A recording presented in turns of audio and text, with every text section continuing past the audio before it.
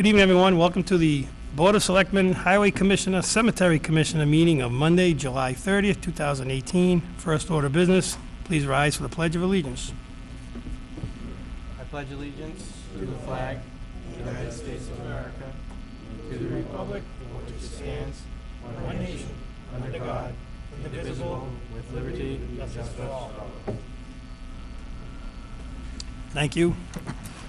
Before we get started, I know I speak on behalf of the board, and we offer our condolences to Al Warrington of the Highway Department. He lost a family member recently. Al's been a long-term town employee, and if you like getting your road swept, it's usually done by Al. But I'd like to just offer our sympathies as a board and tell Al we're all got him in our thoughts and prayers. First up, minutes for July 16th. 2018, what's the pleasure? Mr. Chairman, I move that we accept the minutes of July 16, 2018 as written. Second. Motion made and seconded. Any further discussions or corrections? Hearing none. All in favor, state aye. Aye. Nay. Abstentions. Unanimous. Next up, appointments and resignation. Central Mass Regional Planning Commission. Reappointment of Sarah Dalagianis as an alternate, term to expire 6/30/2019. So Is moved. Second. Sarah present tonight? I don't believe so. Motion made and second. Any further discussions? Hearing none. All in favor? Aye. Unanimous. Thank you, Sarah. Thank you, Sarah. Public comments, citizen comments, informational. Anybody wishing to speak that is not listed on the agenda tonight? Mr. Clark? Good evening, gentlemen. Good evening. Richard Clark. Just a question in regards to what happened with the water yesterday. I don't know that I've seen anything in terms of an explanation, and I just wondered if you folks could update. Well, apparently, there was a fire hydrant located behind the mill on Chase Ave that somehow during the night malfunctioned, for the want of a better term. It was open all night. The water rushed. They got up in the morning. In the morning they went out and they searched. They were closing gates to like back pressure, backflow, until they could isolate the problem. And once they found it, they were able to replace that, stopping the leak. And they slowly had to fill the system up and the tank on Bates. So this was a mechanical malfunction? Was this vandalism of some sort, I or? believe it was mechanical. I'm going to assume it was either an older hydrant or Hydrant failed. All right, right. I understand. Okay, thank you. Actually, there was a picture that somebody had sent out that showed the hole from the water just pouring out, so maybe we can upload that to the web page with a slight explanation. That's what it was, and it only affected a portion of the town.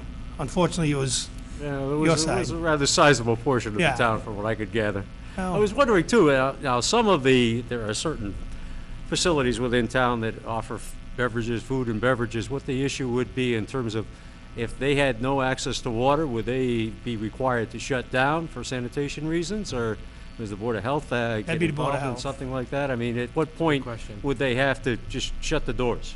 right. Because obviously their ability to clean whatever they might need cleaning is diminished, or, Right. I would assume non-existent. that'd be Board of Health. okay, thank you. Yep. And also along those notes, I wish Greg was here. Our town administrator is out tonight. He had an interesting point that he made when we were getting our updates, and I don't have the answer. There's no alarm, like on the Bates tank or the one on 31, when there's a problem like I that. was surprised to hear that. So I think I didn't know that. maybe we can have a question asked of the Water Sewer Commissioners as to, A, why there's no alarm, or B, could there be an alarm installed to prevent further because there's pump alarms on the sewer stations. Why wouldn't there be one on the tank? You know what would be nice to them? Remember that we had we had said it some time ago that we wanted to see regular minutes of sewer and water. All right? And one of the things we asked for was just kind of regular updates. That was quite a while ago. But wouldn't it be interesting to know how many hydrants there are? How many of them are below 50% grade in the system? Because I would think down there at the warehouse, Pretty low. Yeah, pretty low. If one of them goes, that's got a lot of water it's gonna drain and affect. And then I'd like them to let us know, are there leakage alarms that can be provided? If not, are there leakage alarms that can be provided? I mean, what was the value of the water we lost? Think about it. I'm not sure how big that Bates tank was, but the update, 3/4, 750, that's what, 750,000, I thought. And they indicated through text messages that it was drained, it was empty. Oh, I mean, these are all things that they ought to give us in public, and it's not a reprimand or anything wrong. But this kind of information ought to be available as minutes on record of our minutes, of our meetings, and there should be a motion to accept such and such a report dated such and such, and then post it for a short period. Right. I Because mean, that's of interest to everybody. right. They've been good about providing minutes Yes. lately, Yeah. for several months now, but it's interesting you bring up that other question. I know for a fact, I remember, I believe you were chair, we had water sewer here at least 5 years ago, and you asked a question about are your hydrants even numbered, for example, so if hydrant number 50 failed, Yep. and the answer was no, but they were gonna get to it, and I don't believe it's been gotten to. Yeah, I mean, it's good information for us to know and for them to have, and they may have it like, boom, like that. We don't know. Very interesting. Any other public comments or citizens' comments? Hearing none, we'll skip over number 5, which is the town administrator report. Number 6, around town, I don't believe we have anybody in for that tonight. Next up, we have a license and permit, annual one-day liquor license, St. Andrew Bobola, annual summer festival, amend time, Saturday, excuse me, August 25th, 2018, from 11 to 10, 11 to 11. I'm going to turn the gavel over to the vice chairman, as I am still not able to vote on these. Mr. Siganovich. Thank you. Is there anyone here from the, no, there is not. What's the board's pleasure? Chairman, I move that we amend the one-day liquor license for St. Andrew Bobola Church for their annual summer festival. We're gonna amend the time on Saturday, August 25th, 2018, from 11 a.m. to 10 p.m. to 11 p.m. to 11 p.m. Second. Question, Yes? through you to the chief. Chief, will they have police on duty at the bar, especially when it gets into the later hours, when people could be accumulating good amount of alcohol over the course of those hours? Yes, what I did was I had a discussion with them before they submitted this, so we discussed about the proper coverage and everything over there, so they will have people there. So we'll have somebody straight Close. through? Yes. Thank you, chief. Thank you. Okay. We have a motion and a second. Any other discussion? Hearing none, all in favor? Aye. Opposed? 4-0, 1 abstention.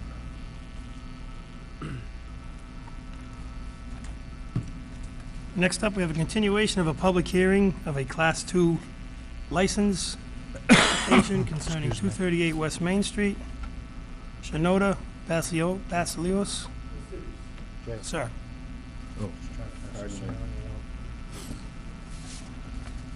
So at our last meeting, we had discussion about, if I recall correctly, was the location of the parking. One of the neighbors was worried that people might be turning in their driveway.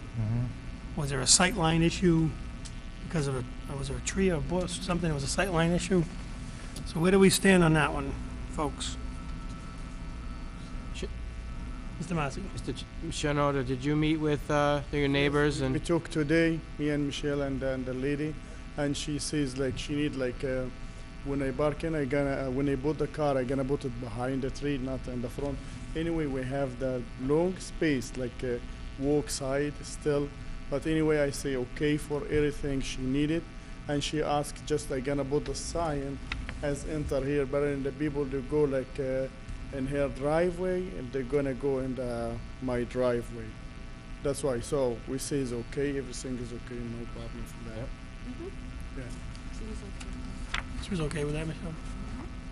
So nothing else has changed, it's still a 5-car limit.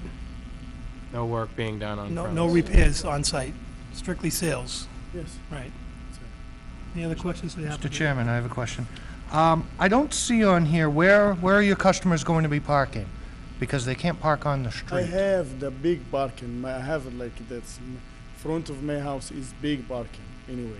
Okay, Yeah, when you go there, if you stop by any time, just check. Like they're gonna fit No, more it than 10 cars like this. But anyway, I don't put more than 2-3 cars there. okay.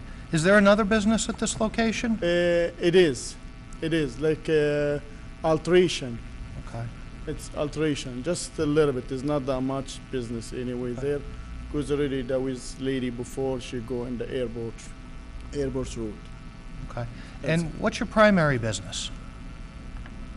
Primary business. Primary business, yes.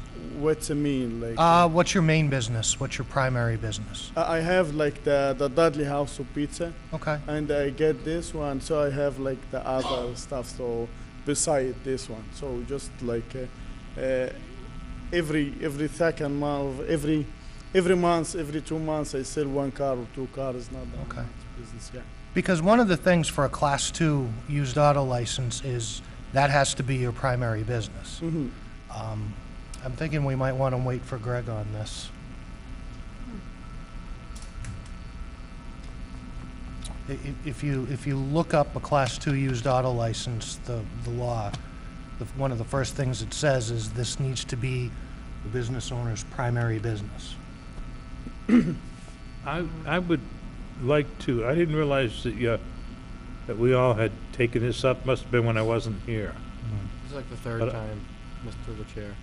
How many It times? is. It's the second or This third is- time he's been The here. third time that we've done this. I don't want to be the one that holds it up. He's a good man, he runs a good business Yeah.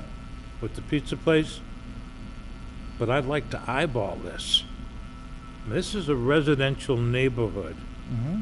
I want to be sure, because he does a good job with what he currently owns, but that's in a strip mall. Mm-hmm. I would just like to be sure to see how this fits in with the neighborhood, and I'd like to eyeball, Chief Warner, I'd really like to eyeball the traffic during hours of operation, what his hours of operation for the automobile business will be.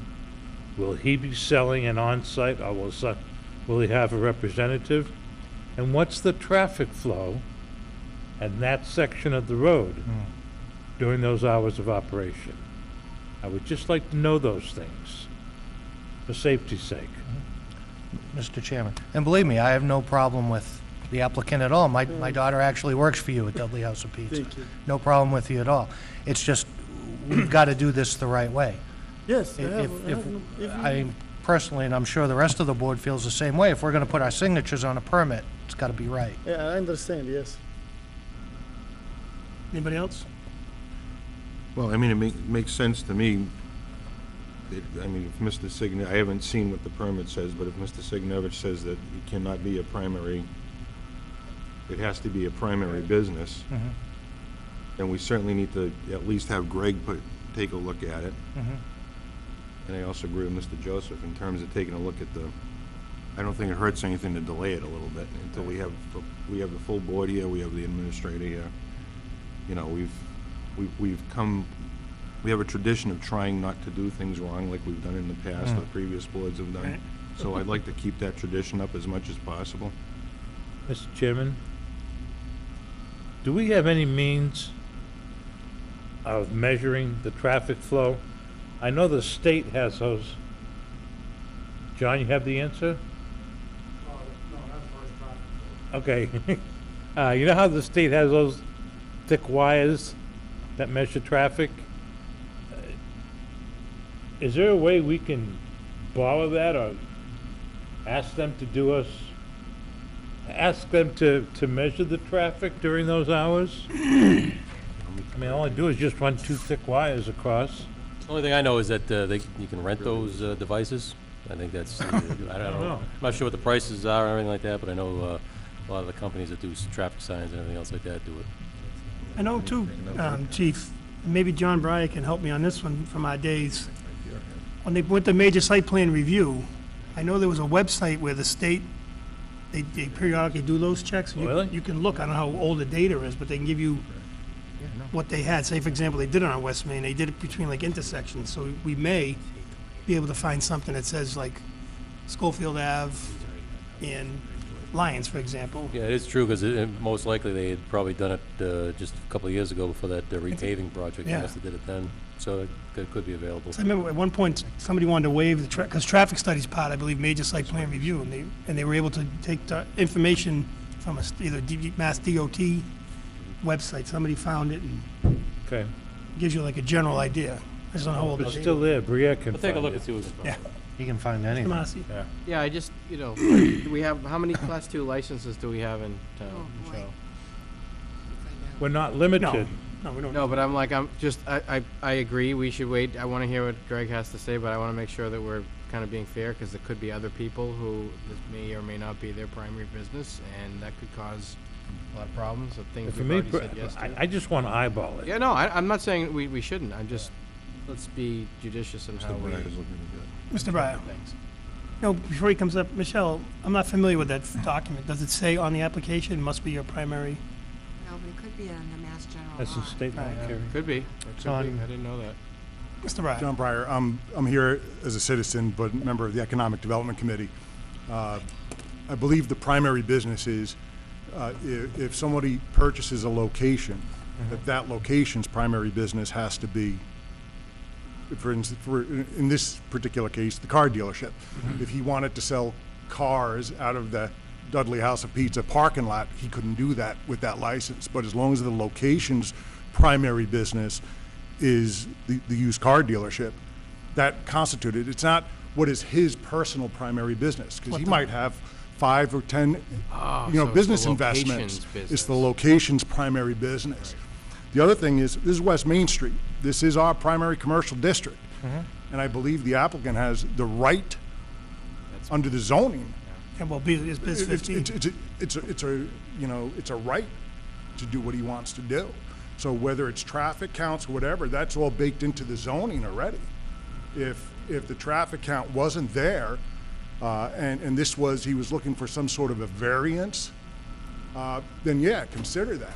But this is our primary commercial district, and what he's looking to do is 100% compatible with that.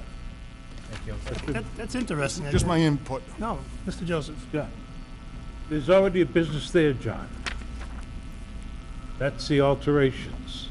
No? So the question is, what defines primary? Is that gross income, net income after a tax period? What defines primary? Amount of customers? Is the alteration business going to continue to exist there? Yeah, it's gonna, your wife does that, right? Yes, Yeah, yes, under her name, that's it. Yeah. Under her name? It's not my I name. understand that. Yeah. So it's that that's the property. question then. So if there are going to be two businesses, and then you've got a So how do you legitimate issue define there. primary, and how long would it take to define primary? Does the state require a certain length of time to judge the total to reach its standards? Yeah. Let me just leave it at that. All right? And then the question becomes too, can you have two on that same, on a biz 15 lot, That's interesting. and a residence? You're bringing us a good problem. We'll figure it Yeah, out. we're gonna straighten Thank it you out. so much. No, Anyway, I certainly- used to have it before, like the same too. Like it's not like I don't change anything. Only the change the name of the because before the under name of the old owner of the house, his name is Rubail Malki. Now, it's always been, you've had the alteration business there It is. since shortly after you bought it, right? Yes. But there's not been a second business there. Yeah, the other guy sold cars. The guy before him sold cars, right? Yes, I have the auto The guy in the sale. corner. Like No, well, because the alteration business moved to Airport Road, right? The previous the owner? other one. No, there's two. There's other two one. The lady up the They're street both from Paul separate. used to Separate, work yes. in his house. You know what? I move to table. Second. Doesn't really need one, but, right? He made a motion. Yeah, so there's no discussion, and then we just vote Right. on the motion. But I want to maybe expound on that table a little bit with specific questions that we need answered. I don't want to table it and have this gentleman come back in 2 weeks and So then, don't recognize the motion yet. Right, so the questions I guess we want to know is Kerry's assumption correct, or Mr. Breyer, who spoke as a citizen, is it primary person or primary for the property? Paul wants to know if there's a manner or a mechanism that we can maybe measure traffic flow. Yeah, and I'd like to know what's primary. And we, although there was previously 2 businesses there, we just want to verify and make sure that's okay also. Any other questions that we want to add to that list? Parking, Oh, customer parking, Right. how would that because work? I don't really see that here and want to make sure we don't have people parked on a state road. Okay, because it looks like if you take the 35 feet and he moves them back to say 5 feet, it gives you 30, and if a car's what, 12, 11 See, feet long? I believe he needs 9 feet. Okay, so 9, What is it for a It's space? 15. Oh, for a space. 9 by 20 feet. So 9 wide by 20, that gets them down to 15. If you move it back 15. 5, it's 10. I see what you're saying. Yeah, Okay, where are they gonna go? add parking to that list too then. I certainly don't want to limit business, certainly don't. Just want to make sure we do it right and we're not talking to you afterwards to fix things. Neighbors coming up saying, no, let's get it all done right the first time. It is for the, like, some people, they didn't read, they didn't look, just to go in the driveway, they didn't like it. But anyway, by the parking, I have a lot park in front of my house. Okay. Very big parking. Okay, we can send that question to the building inspector about, just to make sure I'm sure he's aware of it, but just double check. Yeah, and then the other 3 will have Greg stay in contact with the applicant and come up with answers. And as Mr. Joseph said, he's brought some unique questions, and we'll get the answers. We'll find it out. Has Nelson approved this? Yes. I don't see that. Where am I missing that? The top letter of the packet. Oh, that's his letter? Yeah. Is that taken into consideration, the number of cars and where they park for the alteration business? Well, yeah, I don't see that in here, but that's the question we're gonna ask him direct about customer parking Right. and make sure he's okay with it. And he Okay. lives there, he's got to park there too. Right, but it won't be open at night, I don't think. At home. If he's there to sell a car, he's got to have his car there. We could walk up. True. Uber, something. So, I think it's appropriate now, Paul, if you wanna. Mr. Chairman, I would move that we table this. Gary? Second. Motion and a second to Just table. waiting for you. if Comes you'd up like to automatically at go. the next meeting if no objection. Oh, we need 100% to table it? I think you need a supermajority to overturn it. Now remember that if we take a vote to table, it automatically is put on to the next meeting's agenda, whether we're ready for it or not. Okay with that? Yeah, okay. Call to a vote. All in favor? Aye. Aye. Opposed? Nay. 4-1. To the next meeting. What was the final vote? 4-1. Okay. Okay, we'll get there. Just stay in touch. Michelle's got your number. Sure. Thank you so much. No, thank you. Thank you. Public business. Tobin Farm subdivision, New Pond Dam, initially discussed on the 16th. You want to wait on Greg on that one again? We don't have information. We're waiting for an update from the administrator, so we're going to ask that to be put on the next agenda. Next up, we have a request, Chauvin Excavators, Bernie Chauvin, permission to tie into a drain manhole on Jesse Road to service 27 Jesse Road. Mr. Chauvin, would you like to come up? And at this point, I'm going to ask the highway superintendent to come up also, please. I approached Danny, and he told me that we'd have to get approval from the board here in order for us to tie in. Mr. Guyon. Mr. Chairman, this is to my knowledge, the first time that a request of this nature has been made to tie into an actual drainage manhole. I went up there today to look at the situation. It's about 25 feet of road that needs to be dug up so the pipe can be accessed. I don't know if the board wants to entertain that idea. I mean, I don't know if the board wants to set a precedent with that. I don't know what the elevation is for that pipe. I don't know how deep it's gonna be at the start from the house. I don't know how deep that manhole is. I haven't had a chance to pull the cover off. We've And I- got, we've had, the engineers, they shot the elevations from the house to that manhole, and, we're looking at probably about 0.5% grade on the whole pipe, the whole run, and that's 140 feet. I don't know how, like I said, I don't know how deep that pipe is in that manhole. Question Mr. Joseph? through you, Mr. Chairman.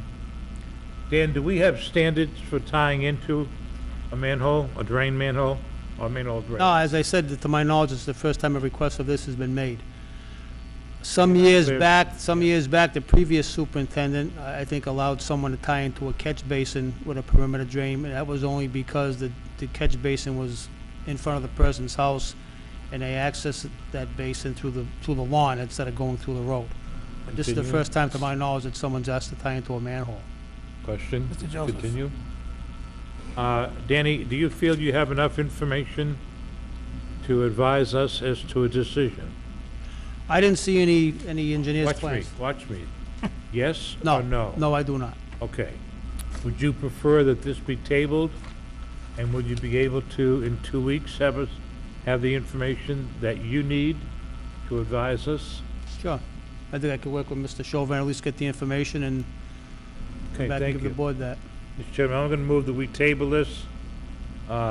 Just table it. We They just don't wanna automatically add put it something. on our next agenda. Before I ask for a second, though, Yep. anybody have any questions while everybody's here right now? I'd just like to say one thing, though.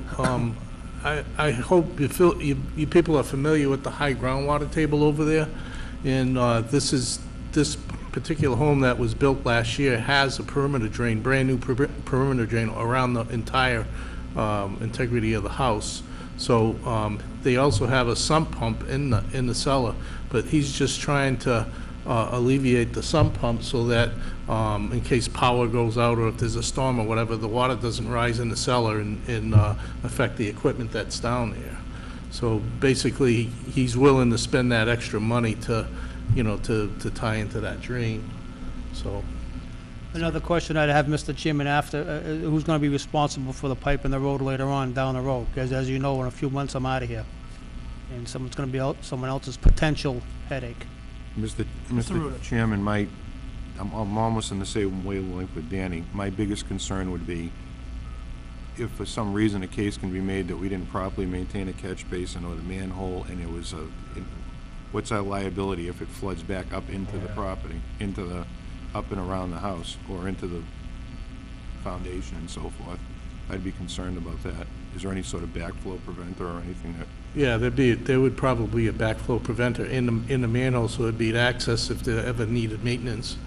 So they'd have that access to it. And I agree, that there should be a backflow preventer on that pipe. So I'm gonna come at it, Danny, thank you, Mr. Chauvin, I'm gonna come at it from a liability standpoint when you come back and report out to us. I'm gonna be really concerned about Okay. the town's responsibility. Right, I think the ultimate question too is, well, two parts. If we create a precedent, and three, as Danny stated, do we want to start letting private parties start digging up town roadways and putting things in, and then if there's an issue and there's a new owner and a different guy and You know, I think the action that we're going to take if we table it is wise. I think as a group, we're saying, we know what we know, we know what we don't know, so we're gonna rely on someone who knows what we don't know to advise us how to handle the situation. right. So whether it's precedent setting or not, if the issue is that house lifting up and washing away and like in Oz or whatever, let's do what's right, Right. all right? But we know what we don't know. So just to be clear, Mr. Chauvin, you're not tying are you tying the perimeter drain or are you tying the sump pump? No, perimeter drain on the exterior part of the house, not the interior. The interior has a separate pump by itself So where's the sump pump gonna jet? on the ground. Back out into the yard? And that's what we're trying to do. We're trying to stop that water from going down into the road in, you know, in the wintertime. If there's high groundwater, it's gonna go in the road, it's gonna ice up the road. So we're trying to alleviate that and do the right thing here, you know? Danny, that's another question too, you can maybe add to your list. Yeah. I know this has come up in the past with people putting water in the roadways during the winter. We have a bylaw to prevent that. Yes, we do. So if there's an issue with a homeowner, that's something we have to address. Yep. So you're not the builder then, Build it, yes. of the house? You are the builder of the Oh, house? no, I'm just the site guy. All we do is the site work, that's all. Okay, thank you. Mr. Massey? Yeah, Danny, what's the delta in feet? What's the head of from the house to the drainage, to the catch basin? It's like 10 inches from the house to that manhole. Grade is 10 inches? I haven't really looked at it, so I can meet Mr. Chauvin over there at sometime in a day or two. 10 and- inches over, it's right here. I can have the owner have his engineer plot something out if that's what you want. Yeah, that'd probably help, right? That would Yeah, definitely sure. help. I mean, you know, if there's a big grade, then I'm less worried about it, right? Yeah, and then Less of a grade than I am worried about it. well, let me throw that back in his lap because all I was interested in doing is just get a permit to open that road, put the pipe in. But I mean, if there's an issue about all the grades and what you want for slope and all that stuff, we'll leave it up to the engineer. He's got more expertise than we do. Yeah, if you can get some kind of report. All right, we'll do that. I'll give it to him. I'll get you. We a got plan. anybody want to add any other questions or comments to the list for Greg? Motion is remade Mr. Chauvin?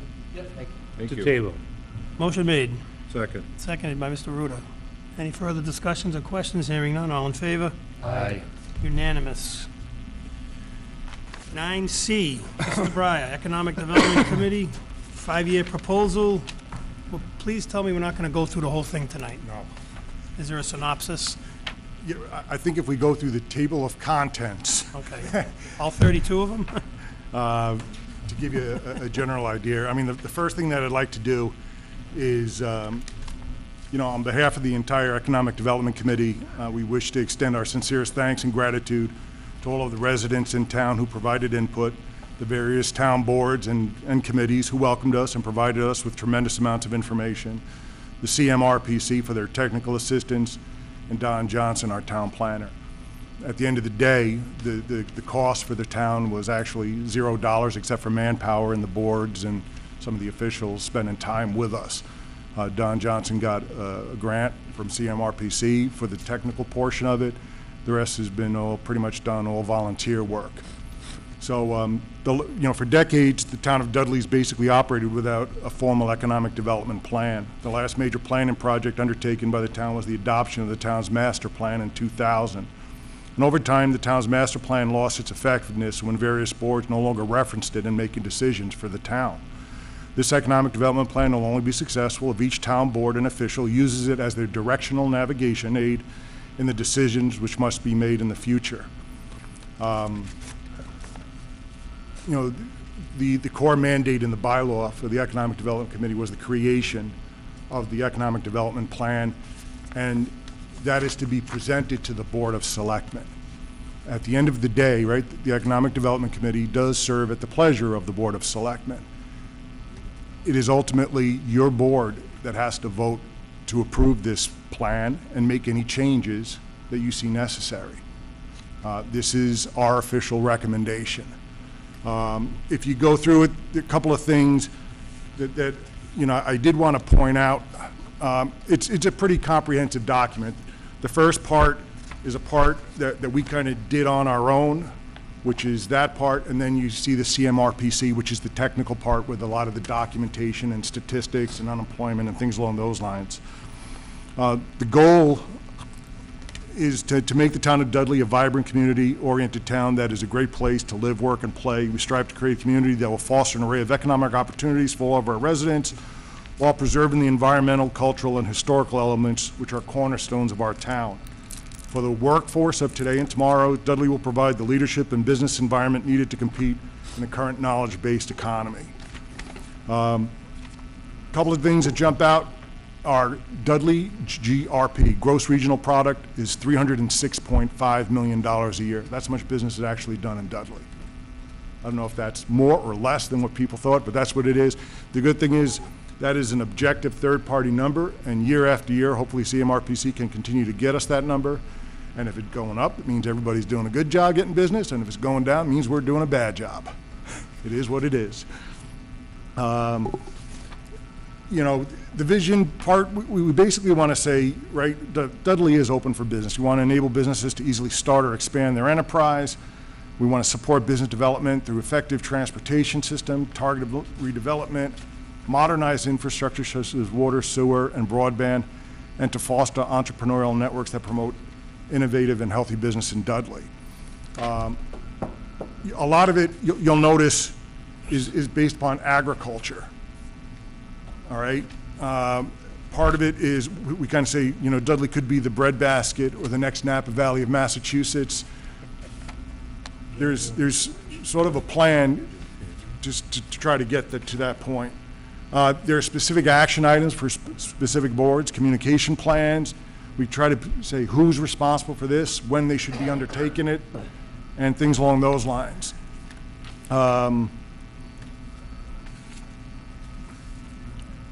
Let's jump right to the specific goals. And that would start on page 16. Now, prior to the meeting here, I did put this online so that all the documentation, all the appendices are there. You can go right to the website, pull up the information, review it, see the details that support things. The goals are the big ones, and we could start with the review our philosophy of government. Do we create more rules, more regulations, which is what most cities and towns and the state and the federal government's doing, and before you know it, everybody's in violation of some bylaw because no one knows what the bylaws are. And we can have a bylaw for this and a bylaw for that exception and a rule and a regulation for this, and the next thing you know, the Dudley bylaws are 10,000 pages.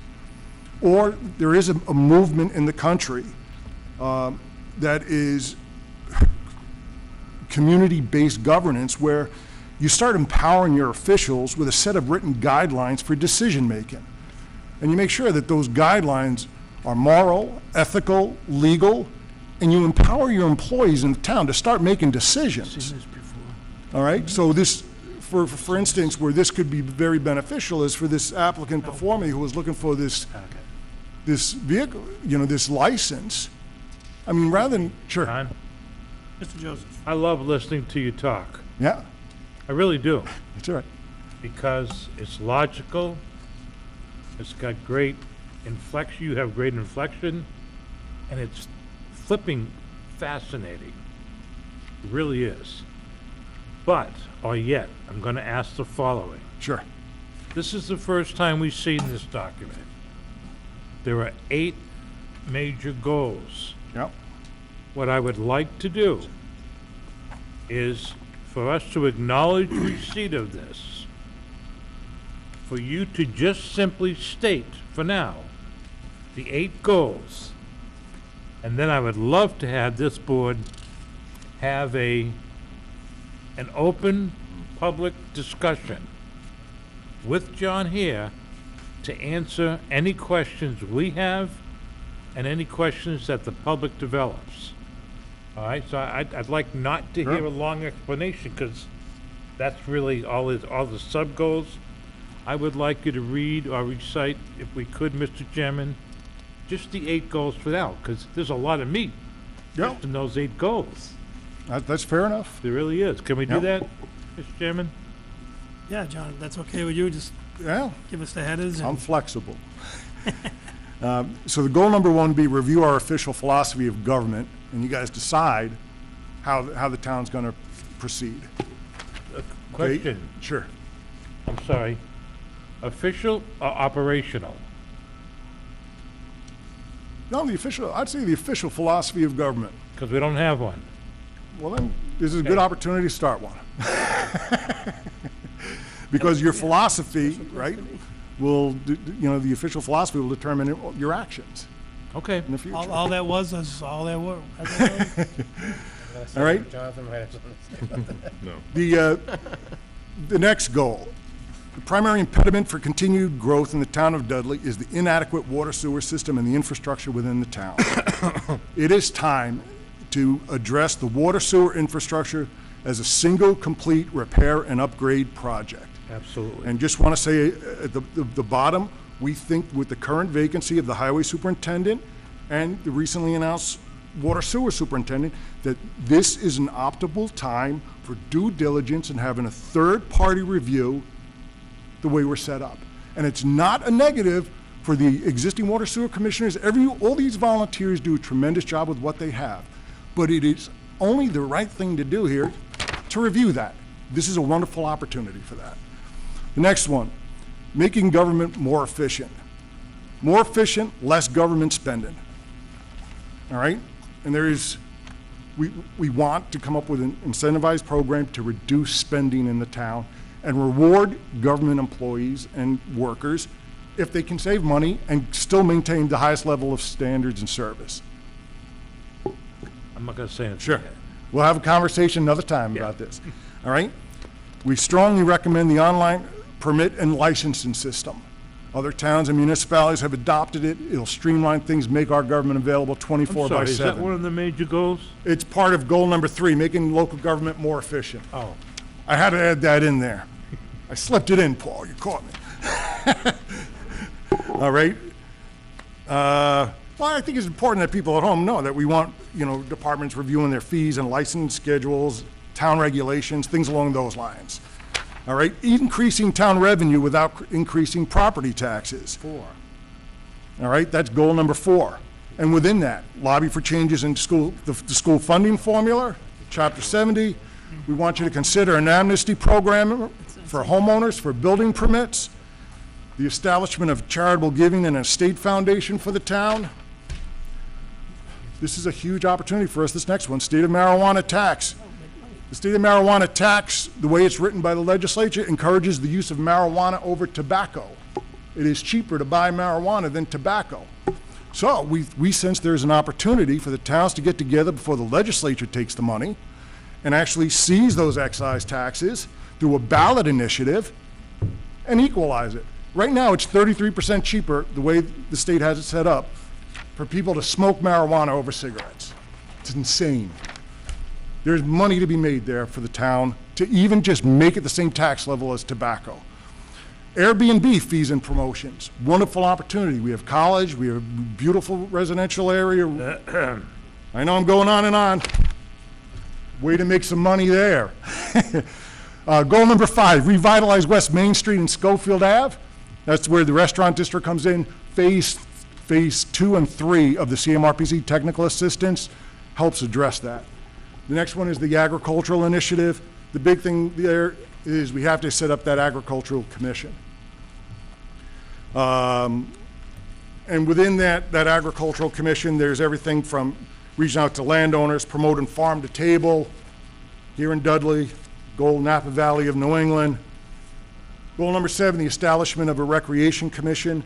We want this commission to be very strong and take the rail trails, the conservation lands. You'll see the details there. All right, have its own budgets that can roll over year to year, special events, Dudley Days, Paul, things like that. Goal number 8, the old mill complexes. We have some tough choices ahead. Talk about that. We do, but they can all be good choices. Yeah. And then there's sort of a timeline in there, and then you've got your technical assistance document from CMRPC.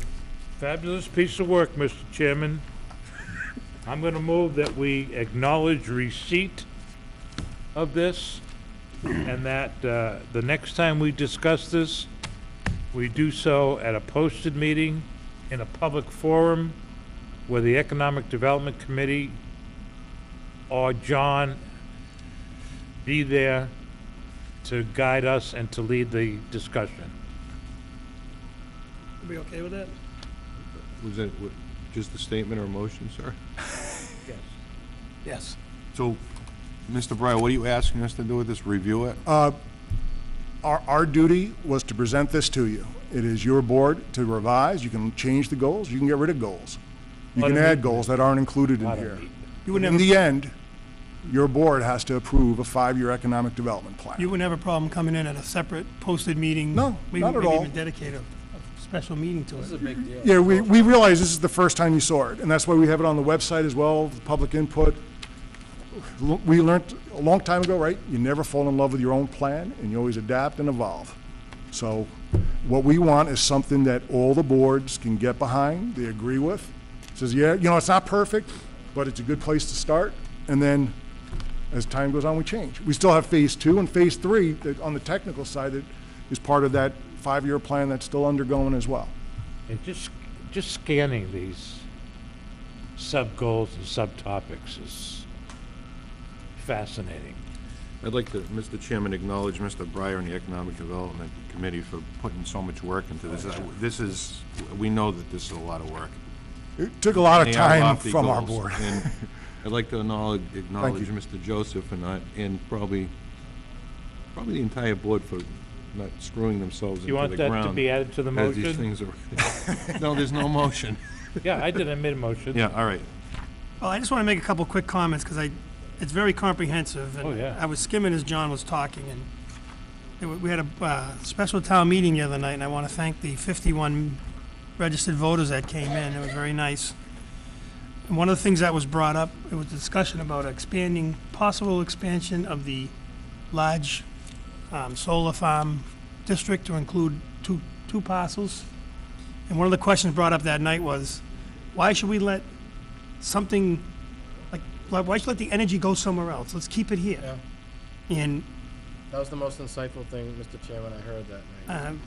probably further down the list for me, but in one of your sub-goals, it says, industries that create or bring in additional wealth by exporting their goods and services outside the region. That's what that solar farm would have done, and it would have cleared up another issue.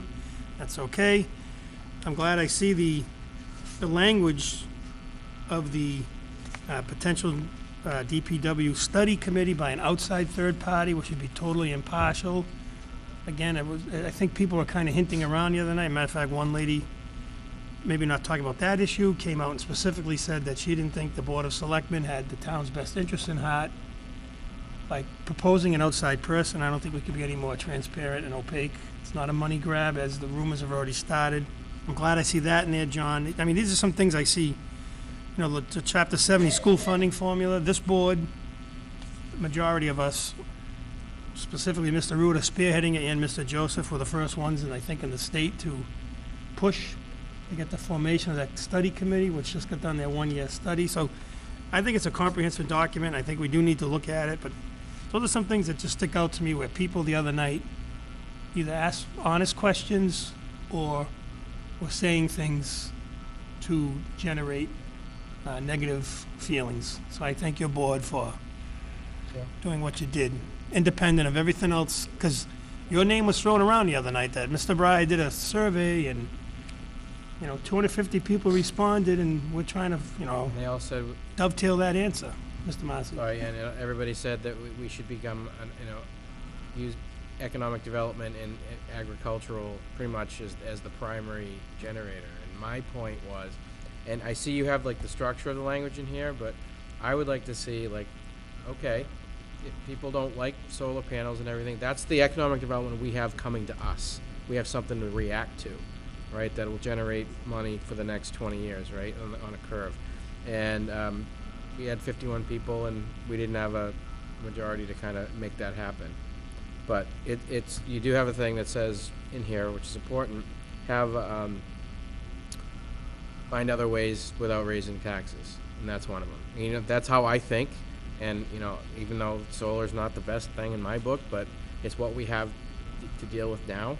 So I think maybe that has to be part of the plan and how we handle it, because the first one got put in an ugly place in front of Shepherd Hill, and people are souring. But that's what we have. I mean, I said this the other night. Having a brewery at the mill, or something awesome like that, that would be my dream. But you'd have to get someone to come in and spend millions and millions of dollars. I mean, we'd have to $40 million, Right. right, was the last estimate to redo Right. that mill. So That's a lot of money. until before the we roof get came in. there, Mr. Chairman, we have to kind of fill the gaps with these other ways to make $200,000 a year, in, put in judicious places, these solar panels, or whatever, high-value crops. Because that was my answer, right? Well, there could be a high-value crop that grows there that you may not want there either. So, Right, 'cause I'm fairly certain we can push for agriculture, and we do have a lot of 61 land. right. Almost 1/3 of our towns. Right. Right. It's been like that Right. for a long time. And someone brought up the other night about conservation land, which is awesome too, but the Yep. point I tried to make was the Dudley Conservation Trust does a ton of work. It was not meant No. to denigrate them, but every piece that goes into conservation comes off the tax rolls.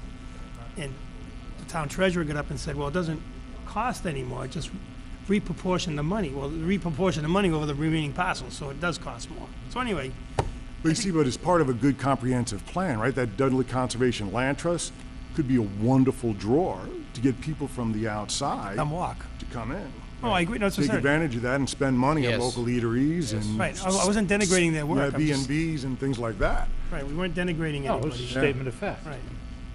So we're gonna table This this is great, John. again. Really, Chairman? really good. I'd like to restate my motion Okay. to make sure that Michelle is okay.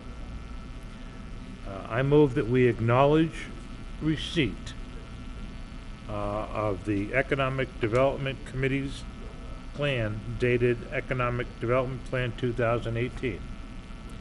And that we further express our deep gratitude to Mr. Briere and the Economic Development Committee for the quality of this report. And that we, at a future date, not in the distant future, but in a future date, we have an open forum with the selectmen at a regular selectmen's meeting or time where the Economic Development Committee can lead the discussion of the numerous items that are located, or that are cited in this report. That's about as precise as I could be. Second.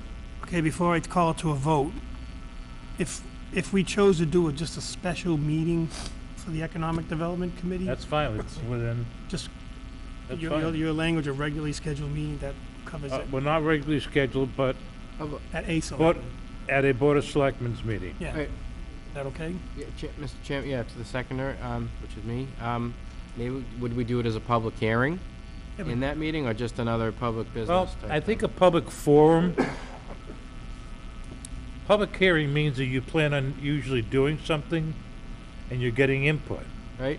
Right now, That's what this is. that public forum is for people to understand what's in this. Because I think, from my perspective, and I'm sure each of us has our own Yeah. perspectives, there's a lot of motions that we would want to make and a lot of things we would want to do that are contained in the suggestions in this report. So that's when I think you might need some public hearings down the road. So do the first one as a public meeting for informational Yeah. purposes? Yeah, people come and listen, ask questions. If Oh, we feel, yeah. if we feel necessary to schedule a public hearing, Mr. an actual hearing, we'll do that. Mr. Ruda? Mr. Chairman, we may even consider, because I understand it completely what Mr. Joseph is saying, we may even consider taking a look at this, all of us, and saying, this is gonna be a 45-minute debate about a political philosophy, soon gone, and just go right down the thing and eliminate that from the discussion altogether. And then. Or separate it. And then, as we start coming together and we compromise and come together on an idea, then we add it into it, because to go through this point by point by point, Your public forum will last days. days. Yeah. Good. My public forum has lasted 9 years. So, That's minor. Yeah, I The mean, newbie. and I trust, just as I trust this board to do what's right, and have for quite some time, I trust that the public forum, the public input, the public discussion will enable the Economic Development Committee and this board to prioritize a number of the suggestions that are in this report. Right. You know, I mean, there's several things that we would like to do that we won't be able to do unless we have the infrastructure, sewer and water infrastructure that we need at least one going south and one going and connecting up with Southbridge, and going through Quinnebog. You know? And the Sewer and Water Commission needs to do something to get a new aquifer in West Dudley, because there's a great one available. Members of the Conservation Committee know what it is, but we've got to take action, make an offer, or take other action that is appropriate for the future water supply of the town. All right? And we can do these things. We just have to prioritize that. Right, and some of it too I'm is, excited about this report. and some of it too would require bylaw changes or creation of new bylaws. Right. So, like Jonathan said, Mr. Ruda, there's things we can cross off maybe at first, but other things that, like Mr. Joseph said, we need to prioritize. If we, for example, a bylaw, we need to get it crafted and drafted and put on the warrant. We have to get that ball rolling. Phase 2, Phase 3 notwithstanding, some of this Phase 1 stuff's gonna take a while. And you'll notice with a lot of the goals, we sort of said what parties should be involved, and we sort of hit for timeframes. Some things are 2019, that, some things are 19. 2020. Yeah. That might be tough, John, to put a time frame. What I would do is to put things into a time group. Group 1, Group 2, Group 3, Group 4, with them being priority in that order, Right. without an actual time frame. You might have 7 things you want to do in Group 1, Roman numeral 1. But you can't put a time frame on all of them. And that really that's a little anal. But It you see, gets binding. with the mandate that we established with our committee was every goal had to be a SMART goal: specific, measurable, attainable, Always. realistic, and most importantly, time-bound. If not, it's It'll not never get yeah. done. Right. Attainable, but challenging, yeah. So that's what I would Amen. recommend, and when that's done, I have a suggestion for John. All right, any more comments or questions? Hearing none, we'll call it to a vote. I'm not gonna reread the motion, because I know Michelle has it to a T. All in favor? Aye. Aye. Unanimous. John, thank you and your committee. John. Can I just say 2 things, Mr. Chairman? On the Well, like website, this, if people though. are looking for it, it's under resident services, or the top menu, economic development. You'll see the link to 5-year economic development plan. And I did forget to mention that I wanted to thank the Webster Times, especially because throughout this whole process, they helped keep the community informed of the survey and the progress. So, thank you, Webster Times and Jason. Yeah, there's been some good articles. If Thanks, I can, John. Mr. Chairman, John, don't go, please. We've got one more item. Then we have board members' comments, and I got a couple of comments that John might want to hear. All right. But can we do our next item? Next up is 9D, the Commonwealth of Massachusetts State Primary Warrant. I'm not gonna read the positions. I'm gonna ask that this warrant be posted for view on the website if they can. If not, people know the election is on September, Tuesday, the 4th day of September, 2018, 7 o'clock to 8 p.m. in the town hall. Unless somebody wants to read, I think we just make a motion to accept. So moved. Second. Motion made, second and third. Any further comments or questions? Hearing none. I'll state aye. Aye. Aye. Unanimous. And once again, I'll do my public thing. I hope more than 6% of the people show up, because it's a long day and it's very important for what your path you want your state to take. Board member comments. Mr. Marcy. That time, Well, this is going to be long. Oh, I don't have anything new. I said what I was gonna say to John about. Mr. Ruda. Oh, I stole his pen. I'll do Blackley for you guys. I just wanted, I don't know, Chief, if you're gonna cover it in your report, give us an outline of what the bill was that recently passed? Oh, yeah. Yeah. That's all I had. Mr. Siganovich. I have nothing, thank you. I'm going to make a quick one, and I'll let Paul, because I know he has some questions for John. I just want to thank Police Chief for as Mr. Clark brought up earlier, with the water issue we had over the weekend. Kept us well informed. The Fire Chief, EMS Director, is on vacation, but he was also very active working with it. And I also want to thank Captain Paul Konishka, who's acting chief, as I was calling him, in charge. He's also our MEMA director, and I don't want to go through everything because I'll forget, but some of the things he updated me on as chair was as part of their call tree they have for assistance from other towns. He notified neighboring communities that had tankers, in case we needed tanker runs, tanker shuttles. I know he contacted MEMA, because MEMA has the ability to provide potable water if it had been ongoing, and they also could bring water bladders for different things. I'm sure Mr. Ruder could speak on that more than I can, but I want to thank everyone that was involved, especially the guys that are on the front line, water sewer guys that got called out. I don't know what time they got called out or what time they went home. We're going to get a report from Mr. Petrinos on the department comments, but that's one of the things people don't understand. They see them work and they say, oh, those guys got it made. But when the beeper goes off at 3 o'clock because 30 of town doesn't have any water, the other people that are sleeping don't have to get up. All I got to say. Mr. Joseph. Let me try to combine this into one. Last Wednesday, the Blessed Backpack Brigade had its meal of spaghetti and meatballs was our meal, fellowship meal. We made spaghetti, Ollie's Eats made spaghetti for 300 people. We ran out. We didn't have 300 people, but the damn food was so good that I think 150 people ate twice. It was super. And the salad, for the first time, we got a call from Farmer Tim's out in Ramshorn Road. And they called and said, would you people like any vegetables that were not picked up? Because they pick up Tuesdays from 2 to 6 p.m. at the farm, and that's their retail sale day. We said, sure. So we went up there that Tuesday after all of their people who belong to the food co-op, and we got food.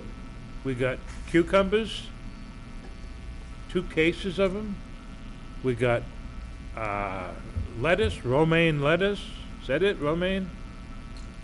Unbelievable lettuce. And then we got squash. So what we did was we immediately used the lettuce and the cucumbers in our salad for that night. And then we said to people on the honor system, normally we get food from like Panera, and we put the bagels into small bags so people can take them home. Well, we didn't have any extra, so this time we put the veggies out. And everything was taken eventually, and I mean, these cucumbers were like this, the size of this. They were big.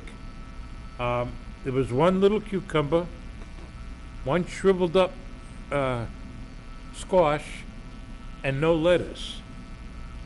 Now, Farmer Tim's only farms 4 acres. They charge $300 for a 20-week program of veggies that they grow.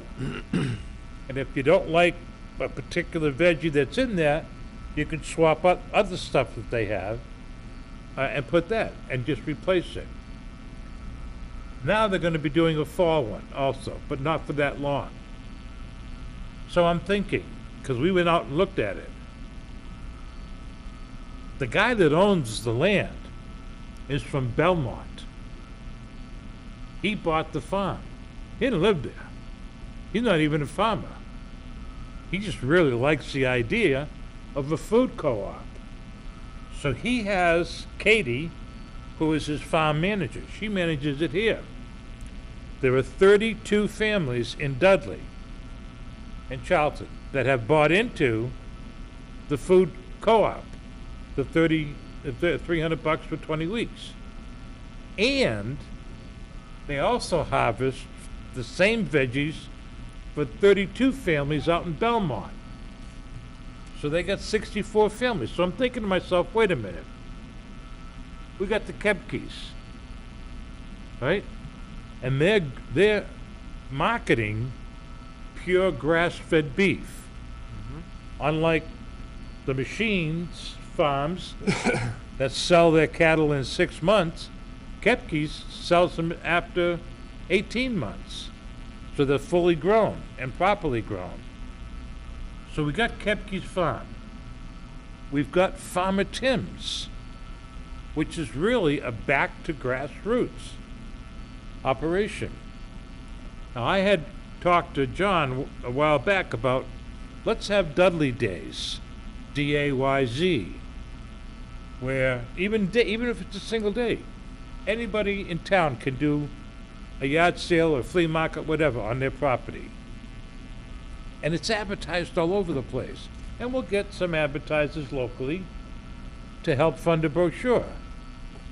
Then I start thinking, what if we have a section up at the Old Town Common, where all of our monuments are, across from Black Tavern? What if we did and let anybody who makes or grows something that's available, give them a free spot? And let's start stressing that I can't come up with it, but go back to your roots in Dudley, where it's homegrown, homemade, crafted, and separate those people out and concentrate them in one area so that people know we got something pretty good here going on in Dudley, besides all of these people that are doing their yard sales. So I know that was an awful long comment, and it kind of grew as I went on, but it's what I'm thinking. I think there's a great hook there for us in Dudley. And I looked at some of your agricultural things. I'll tell you what, I think it's a good angle, so thank you for tolerating it. Oh, Mr. Joseph, it's funny you mentioned that. We had a person, again, go back to the other night, not to keep, who said something, and I'm paraphrasing, a solar farm was destroying the soul of Dudley. If your idea can be put pen to paper or put the Soul leather of to the, Dudley. we could maybe mollify the people that thought that the solar farm on Ramshorn would destroy the soul of Dudley. Mr. Chairman, Mr. Ruda. this is something Mr. Breyer is gonna have to, in the Economic Development Committee, is gonna have to sell me on personally. I mean, I like what Mr. Joseph is saying, but the soul of Dudley does not seem to be revenue generating to me if it's vegetable stands and stuff, so. I don't care what we call it. I know. Yeah. But no, I mean, no, not the name. I mean, just the premise that we're gonna, that's fine that we that we have farm stands and so forth, but how is that, I don't see how See, you can inside of 40 years that ever generates any revenue for Yeah. the town of Dudley. The, Might not be. the traditional view Draw, it brings people. of agriculture, right, is growing corn and cucumbers, right? That's the traditional view. Yeah. But if you look at the world today, we attended an event at Worcester Chamber of Commerce as part of this project there, and we were introduced to some folks from the Biotechnology Council inside Boston. These are pharmaceutical companies that need to raise specific crops in order to make sure that, you know, there's a certain DNA within these crops that they can then genetically do whatever they do to make their medicines. Now, still's agriculture, but under a controlled environment. We talked numerous times about the North Fork of Long Island. Have you ever gone there lately? No, not Used to lately. be just like Dudley. It is the Napa Valley of New York State. You go there and it's vineyard and it's cultural and it's one of the most wonderful experiences you'll have, and it's just like the Napa Valley. And they're out of land. They have no more land and they need to continue to expand. Why not go an hour north of the ferry and come to Dudley? Move your product that way. So you know, agriculture, one of the issues with the farmers markets when we've talked to some farmers is there's so many of them and it takes time away from the farm. And so if there was something that they could do that makes the most economical sense to them to be able to move their product, that's something That's why they Jim consider. Kepke stopped with the milk and went over to the Angus Devon cattle, That's right. you know? Yep. He had to. Yeah, he told us that night. A couple of years ago he came in. I don't think, John, I think you're, JJ, I think you're absolutely right. It's not going to be the revenue generator, but it will be the kind of people generator that we might want to be interested in. You know, so I mean, I absolutely agree with you. I really do. I just think there's some angles there that we shouldn't forget. I like it. And if I could just say one more thing, I think the start of your comment hit it right on the head, though. At the end of the day, right, Dudley is a community of really good people that really step up. And I think if the people of Dudley had an opportunity to help keep business in Dudley and help support farmers, that all they need to be is made aware of that they would step up and do it. Right? I mean, we've got the best of the best here in Dudley. There's some nice farms, by the way, that are integral parts of the towns up in the Deerfield, Northampton area. I think you can get some information from them. But anyways. That's why we should establish that I can't agriculture comment. commission at that next town meeting. You know, before I go to departmental comments, last summer, my wife and my niece belonged to a agricultural co-op that was given out in Worcester down by Lincoln Square. Yep. And the things were grown in Granby. Yep. The co-op farm was Granby. I think it was every Wednesday they came down, and it was a much bigger operation, but like one week you might have got the cukes, the squash, they had strawberries, berries. I mean, it was pretty neat. There's some roots there that are ripe for us to use. Yep. And that's just ties in with what I want. I was gonna say this even before I realized what you had in here for agriculture. Perfect. So we got some starting points. Yep. Thanks, John. Thanks, John. We're gonna switch to departmental communications. Who would like to go first? Mr. Guion? Nothing? Chief Wayner? Mr. Petrinos on behalf of Water, I believe. Could have stayed at home for another. Rich Petrinas from Water Sewer. I just got out of work, Chris. I thought I'd just stop by real quick. I'm sure there was some questions of what happened the other day. For those who don't know, around early morning of Saturday night, Sunday, we had a substantial loss of water in our Bates tank. Now that tank actually is a holding tank. It indirectly supplies water to the lower side of town and also provides water for our standpipe. The tank went absolutely dry. We responded to the police call early in the morning. We noticed the charts were showing that the tank had made a substantial drop and that one tank was right down to the bottom. So we immediately searched around town as best we could. We got no reports of any main break. We got no reports of any kind of trouble of any lines. It was kind of an unusual situation. It's never happened to us before. So we searched throughout the night or the morning trying to find any type of water rushing anywhere, and it would be a substantial amount of water. Had the police out, had everybody trying to find something. It came to a point where we were getting into a dangerous position, so we decided to, well, we were actually in a dangerous position there, but we decided to start sectioning off parts of the town. We started on the Jericho side and Schofield Ave side. At that time, when we did that, it seemed like the pressures were starting to build back up again. And I'm trying to make this real short and sweet. At that point, as we shut some streets down, we began to restart some streets to activate the water again, trying to see if we can isolate what areas are being affected, taking pressure checks, hydrant flows, things like that. We came upon Chase Ave as one of the last streets we reactivated again, and we just happened to hear the screaming of water as we were reopening the gate, and that's not typical. There's some water rushing there, so we opened up some hydrants there. The line was intact, and immediately we ended up pointing to the mill, Ethan Allen. Now the other two mills are shut down as far as water goes, so those were really not in question. But that mill was an active mill. They have their own business there, and they run a suppression system. So right away, the guys tried to get around the back, and we're lucky enough somebody was around to get to the back. That area is fenced in the back of their mill.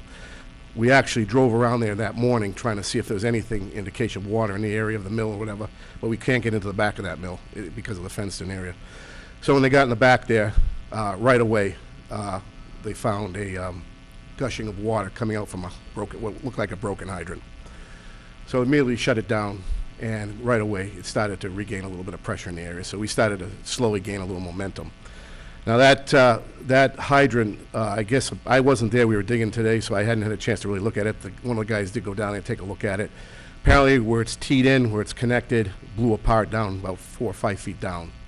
At that point, you had 2 pumping stations running, about 500 gallons per minute, combined, heading up that direction, because they're both around Schofield Ave, going out that hole, which is approximately about 5 by 5 around, okay? Coming right out, going right into the French River. So the river made out pretty good that day. In the meantime, once that was accomplished and we were able to section off and shut that mill down, our task was to gain water into the Bates tank, which is, like I said, our holding tank. We shut down the booster system to the upper zone. We call it an upper zone and a lower zone, and the upper zone is all that area around Dresser Hill, Dudley Oxford Road, Nichols College. That's all influenced by the upper tank. They weren't affected. It was just the lower side of town, which is the Jericho side, lower Schofield Ave side, out to West Main to the courthouse, Airport Road, all that Hall Road in that area, Dudley Hill Road. It is a long process to regain what we think was somewhere between 500 and 700,000 gallons of water, okay? This situation has really never happened before like that, since we have no access to that area over there. That's a private business in there now. It's their own hydrants, they own them. We have no say about anything goes on. I did have a conversation with the person over there who's runs the place, sort of. His father was away in Florida. And I did state, do you have any kind of security, anybody watching the place or any, because if somebody had been around to see this, we would have got notification quicker and could have stopped this. He said, no, nobody monitors anything over there, especially at night when they, So I says, well, anyway, that was fixed today. One of the guys went over there and double checked it to see it was done right. They recharged the system again. Right now, we're probably about, I say about tomorrow midday to late day, we'll be fully back to normal again. We've already been in contact with DEP. They came down today. We had a discussion with them. They gave us some more things to kind of do, which is more sampling, bacteria sampling, things like that. So that was performed today, along with another dig with another break. So we had kind of a busy day there. But right now, people should be okay with water. We've really had no complaints about dirty water. Surprisingly, we've had a lucky streak with that. Everybody was a great help. The reverse 911 was done. The police department, fire department, everybody helped out. Everything was done pretty proper. We had everybody on board taking care of this issue, trying to find what was going on. Some highway help came in, trying to search around town. Usually with a main break, people know, people right see. away. It's you're talking a substantial amount of water going out a big hole, a big pipe. Somebody's going to see it. But that particular situation was something that was probably never happen again like that, hopefully, where we couldn't get access to see it. And no, it just went right in the river. So, George, I know you hit the high points, but we had a couple questions/comments as we tried to do an update. It wasn't vandalism, it was just mechanical failure. No, it was a failure of the pipe that 4 or 5 feet in the ground. Where it's teed off to the hydrant, actually the top of the tee blew right apart. And all that, and I think it's an 8-inch, or it's 8 or 6, I don't know. I only saw the remaining effects. I wasn't there today to see exactly what they saw down in there when they dug it up. It was dug up by a contractor today and replaced and fixed. So one of the guys they sent down had checked it out and seen exactly what happened. Okay, then another question that came up, we asked Greg to look into it. Maybe you know the answer, maybe. Is there any kind of alarm on the water tank when the water drops that fast? Yes, we have alarms. The alarms were about set to go off at the time. We get notification from the people because a lot of people on the high sections of Ash Lane are higher than the tank side. Right. So right away, their second floors or some of those houses, and people are up. I was very surprised. They're up at 2, 3 in the morning doing things, and we're getting phone calls already about it. So by the time we got down there and the alarm's about to go, I was already on top of it anyway, so I shut the alarms down at that point so nobody gets bothered. We already know what's going on. Guys are already coming in, so we know what we're looking for at that point. Where do the alarms go? They go to the main station, and it's on a graph. There's a graph that shows the drop, but the drop still goes to the point, and then the alarms would activate. But right before that time comes, people actually call in because the levels are coming down, houses are higher, now they've lost their water at that point, and then to the rest of the town, it wouldn't be affected just yet. So if you're not there, who hears the alarm? It rings into the police department through a telephone line. Well, they get it and okay. Yeah. All right, there was a couple other ones. We're going to have Greg follow up, but Mr. Joseph? Yeah, I'd like, I think the people would like, certainly I would like, to see how many hydrants we have in town? Approximately 284, Not 287. approximately. How many hydrants do we have in town? What was the age of this particular one? Not very old as far as I could see. Okay. I'd also like, you're only gonna have to do this once. By the way, you all did a great job. I was one of the ones that was up at 4 o'clock. That's the time I get up usually, all right? And there was no water. And the first thing I have to do, according to visiting nurses, I need to wash up first thing in the morning. Couldn't do it. That's when I called in. I'm satisfied you all did a good job, but I'm not sure that we're really prepared as well as we could be for the future. Meaning, we need to think about, is there a different kind of alarm system that will give us a sector? If not the exact, certainly not the exact. Our system isn't that type where you can do that. We are looking always for new alarm systems, new ways of doing things. Technology is certain times of our type of system is limited, but we are still looking around, and there are some things out there we're looking into to try to improve that. Okay, I'd like to see that, George, but I'd also like to see where if an alarm goes off, someone, and I know we're in a bind a little bit right now, but someone is alerted automatically. Not the police department, not telephone calls, but someone in the water sewer department is alerted electronically that the alarms are going off. We have that technology too. The alarms go to these certain cell phones. The police department is the primary one to get the message out. Not only can they call the on-duty person, but they have access to call all of us. So that's exactly what they did. So instead of one of us trying to just head out, they're already making phone calls to the other people who are there. So they have all the numbers, they do it quicker, they do it fast. Okay, So all right. we're pretty happy with the way that setup is. I didn't hear that in the explanation. Oh, okay, I'm sorry, yeah. No, you you can't explain everything. Yeah. But I would like to know, what was the value, you don't have to answer me now. I would like to know the value of the water that was lost by this particular incident. And please don't tell me our water system is not set up that way. That's like when I bought my house and I asked old Mrs. Guyon, did she know why the house was painted gray? And she said yes, and I said, why? And she said, 'cause it's always been that way. So I don't want to hear that our water system is not set up. There's got to be ways to section off the entire water system so that an alarm will tell you in which sector it is.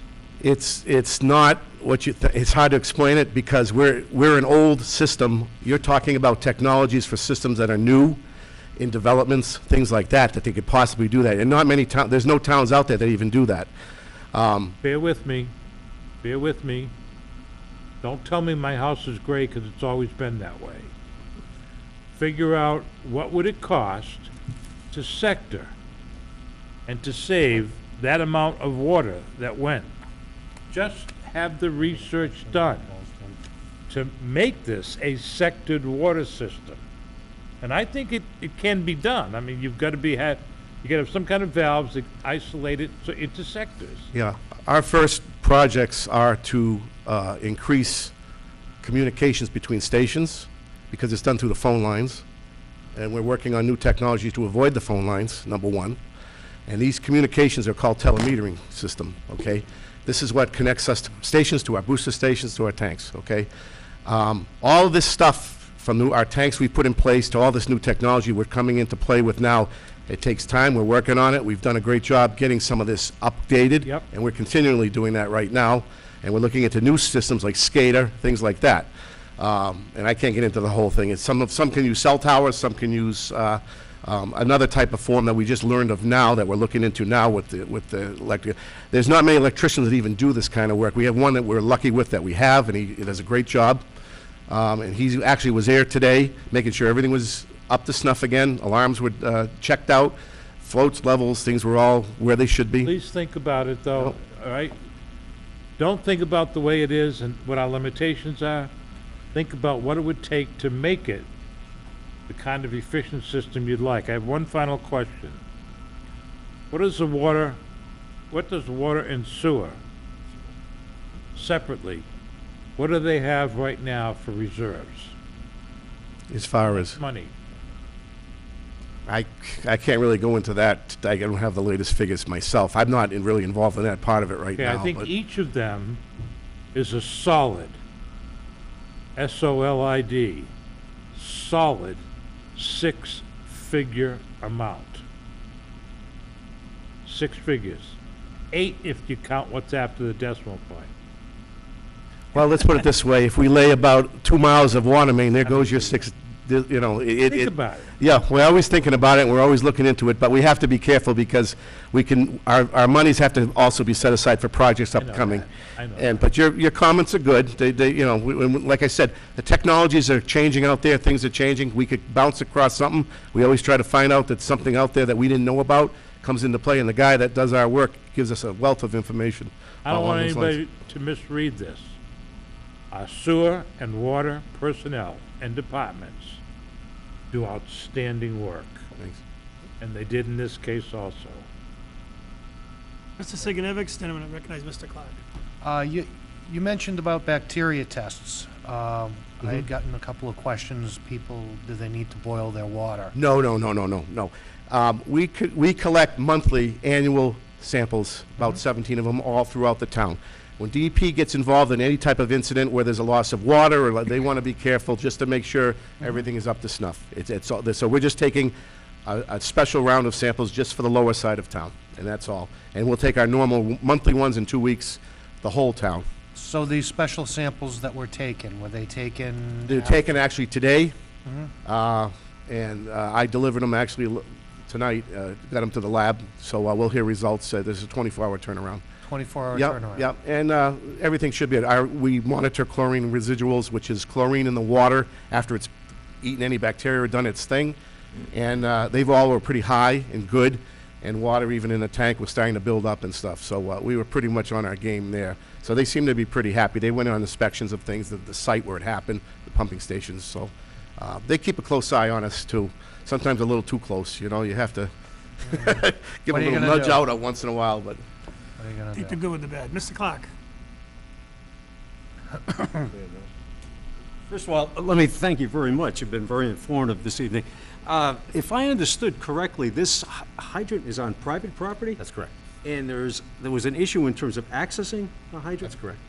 I would ask, how many more hydrants are in that particular situation where there might be a limited access to those? And if the same situation were to occur again, you said that you were fortunate and you were able to.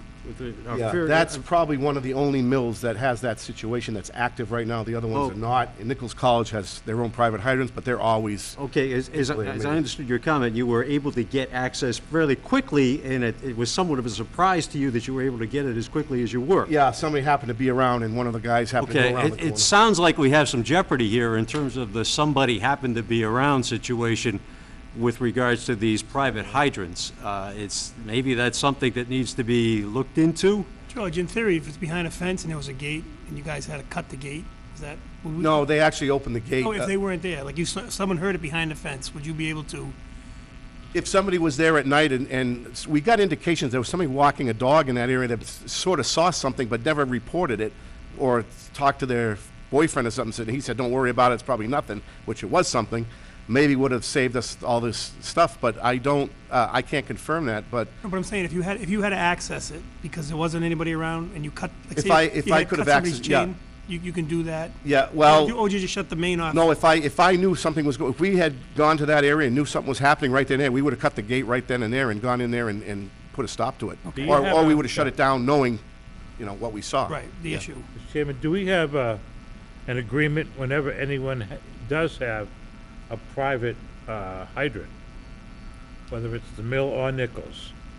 Do we have an agreement that in return for town water and a private hydrant, that the town has the right to 24/7 access? Do we have that in the contract?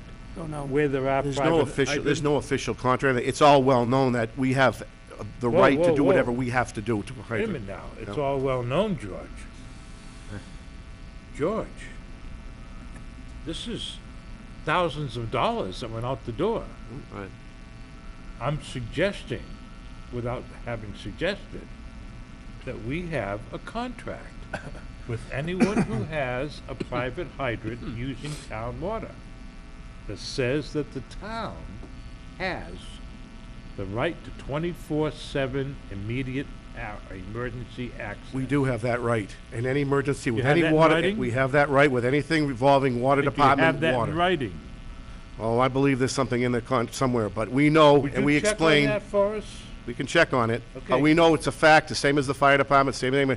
If there's an emergency with the water system in any shape or form, or private property, we have the right to shut it down or do whatever we have to do. Okay. So it was only a matter of access to the area where nobody saw anything. So- That was the only Well, problem. maybe a Mr. letter Clark- just to remind. If I, Mr. Clark's concern about one hydrant potentially wiping out the town's water supply system, you still have the absolute right to go there, Absolutely. shut it down without Absolutely. question. I've gone into houses breaking the door down to shut water off in homes that were Yeah. vacant. Okay. Because I call the police make sure they're there. Mi- But we have every right to go in and do whatever we have to do to shut that water Yeah, down. but those people don't have private hydrants. Does hydrants, faucets, whatever it may be. If if that mill was noticed early in the morning hours, if we had to have the fire department come down, cut Yeah. the locks or do whatever, or we could have just easily shut it right down. And that's exactly what So, we've done. Mr. Chairman, Mr. Petrinas really he's in the hot seat right now. He obviously is drawing the short straw. Oh, keep it coming. I can. No. George, did you volunteer? If I may, This one- is not or the you point. It was delegated? my stupidity coming, no, but I no. said, but And I don't want to, see, I don't want you to hesitate to Paul, hard come time, down. too. That's I know all you guys I'm give saying. me. if I may, one question. Who is responsible for maintaining this hydrant? If it's on private property? They are. Are they then liable for the loss in terms of the water that was lost? There's going to be an investigation. I'm sure I've got the water commissioners meeting tomorrow, and they're going to be discussing this whole thing with that. And it's probably going to have to go through attorneys, the town attorney. So there is at least the possibility that they may be liable for the lost water. You're was gonna be talking my overtime, you're question. talking Good electricity. question you're for talking- tomorrow night. So, if somebody so the wants to good know. news, That's Mr. something down Mr. the, Ruda. The good news, That was Mr. gonna be my Chairman, is that question, we're going to bringing have it an down, council. opportunity yeah, to have an they're going to independent. be on top of that tomorrow. We're gonna They have haven't it- got the full report yet from me, Yeah. of what exactly, they too have to know exactly what was done, the whole realm of, the overtime people coming in, all the stuff done after DP. So they're in the dark still a little bit. I'm just coming forward, because you guys had the first meeting, and everybody was having a concern about it. Sounds to me like George has got things under control. Let Jonathan finish his. No, I mean, we'll have an opportunity to take a, we're going to review best practices and all these questions. We don't have to have an interrogation panel for George. Mr. No, that's fine, Petrinas. that's fine. I just want, my message here tonight is, as I was waking up at the Cape and getting my texts, we were all thinking of, we have to deal with the political a little bit. Mm-hmm. But, we all knew that you were out there with the weight on your shoulders, trying to figure out where the heck the system was We leaking always from. plan on And- any main break that we can find. It's usually 4 hours, we have it fixed. Yeah. We have our own equipment, everything. We go right out, Yeah. take care of it as fast as we can. The only problem with this was, it was a very, very unusual situation. It's probably the only Perfect complex storm. that has this situation, which is now going to be rectified differently. Beside Nichols. Well, Nichols is different now, because Nichols has that, we 24. have access throughout Nichols. And Right. there's security force there, 24/7, always monitoring that whole area. And all And the I know hydrants because I are work out. there part-time. So everything there is accessible, it's easy to see. All the other mills are shut down. Even those yard hydrants are easy to see. We can get access to those. Right. This is the only one with that backside fence with the gates. So And I that's the I only just want reason. you to leave with the knowledge that we do appreciate the enormous amount of stress that you had over the past appreciate it. All the couple of guys days. appreciate it. We know you're out Everybody there, does. and we do appreciate it. Yeah, no Oh, doubt. any other questions? Again, you drew the short straw tonight. Don't worry about it. He's happy, he's having fun. Superintendent. I'm having fun. Thank you. All right. George, Thank you, George. appreciate it. Thank you. Chief Wayner. Careful, that seat's a little warm. Yeah, I've been around this job long enough. Why do you think I sent him up before I came up? That's it. Yeah, a couple things. Thank you first of all, for the, just a little update on that situation from the other night. So in case anybody got woke up, we conducted that search warrant about 2 o'clock in the morning. So this was timely in the different things we were considering at that point. So wanted to make sure we got the notice out to the community as soon as we could. That was Keith Remillard and Jim and East put that whole thing together. They did a really good job working with it. We got assistance from the tactical team from the Central Mass Law Enforcement Council that came through and helped the entry and everything else. So good to get some players off the street that were causing some issues over there. And Not the first time either, Chief, right? Yeah, especially that's right. Second time we've been to that same location, and at least good to get a firearm out of the way and everything else too. So it was a really nice job, and glad it all worked out good. And to follow up on Mr. Ruder's point, yeah, I've been the presidency of the Chiefs Association is an interesting gig. It's been very busy, but great learning experience. So it was nice the other day. We finally were able to successfully get a training funding passed for police training in the state. So one of the things is if you have your homeowner's insurance policy, there's a percentage of your homeowner's insurance policy that goes to the fire academy to fund the fire training. And so we've been looking for years for something similar. So we've tried auto insurance, we've tried inspection stickers, we've tried registrations, you name it, we've tried a bunch of different angles and nothing was working. So Brian Kaiser, chief up in Chelsea, had noticed when he was out in California one time about the surcharge for police training that was tied into the rental cars. So we looked at it here and did a lot of research on it. So what it is now, it adds a $2 fee to a rental car contract. So if you rent a car for a day or a week or a month, you pay $2, and that goes to the Municipal Police Training Committee to fund that source. So we'd always been relying on a dedicated line item in the state budget that's been cut and not, and everything through the year that was around between $4 and $5 million. So this is going to generate up to $10 million. We're anticipating it's probably going to be between 7 and 8, but should cover a lot of things that are in there. Even one particular thing that we're looking at is it costs us $3,000 to send a guy to the police academy. That's just the entry fee. So it's not including his salary and everything else you got to pay while he's gone, but we have to pay $3,000 per person just to go for training. And so that's one of the things we're hoping to eliminate out of that and be able to do a lot more things, bring back a lot of the stuff that we've been putting aside. Good idea. So it was quite an honor to be asked to go up to the signing ceremony up in the governor's office, and we were there with several of the chiefs, especially the ones that have had some recent tragedies in their departments, and met with the lieutenant governor and a lot of the Chief, do they representatives. force you to go to those signings? Not forced, but it's nice to be asked, you know. And even the governor pronounced my name right, so I was very impressed. Whoa. Yeah, I was, Well, you've been I there was 4 or impressed. 5 times in the last couple of weeks, Well, that's so it. you should get it right. I've been there twice in about the last 3 weeks. I got 2 pens too, so it's Right off his desk. But There's it's a line item for that, too. Okay, now we're keep looking that in at. mind when he asks for his budget. Yeah. Yeah, interesting thing you're finding out now too, especially as you see how this works, is now this is the last 2 days of the legislative session now. So the big mad rush is on for all these things to go through. Congratulations So on it's a lot. It's interesting. what been an you've been interesting able to experience. get done. But I thank the board and I thank Greg and for just the support and allowing me to do this stuff because it does take some time. But again, it's a really good experience. I'm glad I was able to do it. Thank you. Thanks, Chief. Mr. Chairman, I move we adjourn. Everybody all set? Yeah, I'm good. Motion made and second to adjourn. Oh, wait a minute. We still Oh. has one. Yeah, there's one thing What? in our packet for informational purposes only. I saw in there for a town Dudley draft bylaw, remedy of public nuisance. So just, Oh, yeah, that's right, that was me. yeah, we'll take a look at that and we'll bring it up at the next meeting. Correct. Would everybody have a You chance wanna, to? it's not on the agenda, Yeah, next time. No, I'm just so going do to, you want to acknowledge receipt Yeah, and ask that it be on next meeting's agenda? we'll just ask, put it on, and we'll take a look at it. Send any questions or comments to the town administrative or to Mr. Reuter, and we'll bring it up at the next meeting if applicable. yep, that'd be great if we could bring it up at the next meeting. Motion made and seconded. Thank you. Yep. All by acclamation. Aye. Aye. Well, the air conditioner's working good.